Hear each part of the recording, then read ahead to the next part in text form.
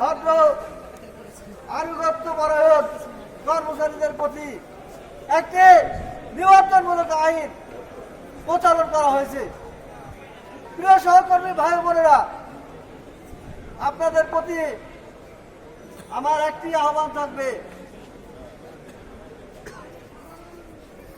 একতাই বল।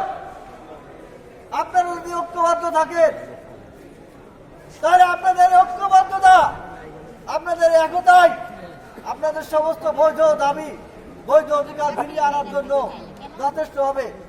আমার ভাইয়েরা আপনাদেরকে অনেক কথা শুনিয়েছেন, আমি আপনাদেরকে একটা সুখবরও শোনাতে চাই। আপনারা জানেন কিছুদিন আগে আমাদের এই সমস্যাটা নিরসন করবে একটি কমিটি গঠন করা হয়েছে, 2 জন উপদেষ্টা এবং 3 জন সচিব মহোদয়কে অন্তর্ভুক্ত করে।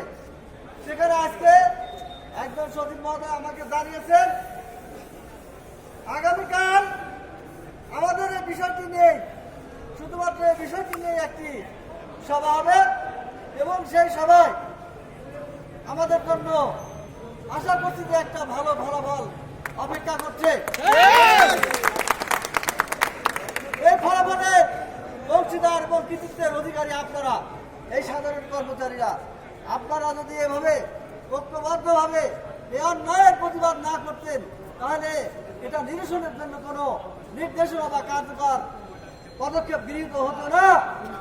এই জন্য আমি আপনাদের সকলকে অভিনন্দন জানাচ্ছি এবং আজকের কর্মসূচি ঘোষণা করে আমার কথা শেষ করব। আজকে আমরা স্বরাষ্ট্র উপদেষ্টা মহোদয় এবং সমাজ কল্যাণ মন্ত্রণালয়ের মাননীয় উপদেষ্টা মহোদয়ের নিকট আমরা মিছিল সহকারে যাব, যে স্মারকলিপি পেশ করব এবং এই কালো আইন সম্পূর্ণরূপে প্রত্যাহার বা বাতিল না হওয়া পর্যন্ত আমাদের আন্দোলন সংগ্রাম পূর্বের ধারাবাহিকতায় চলবে।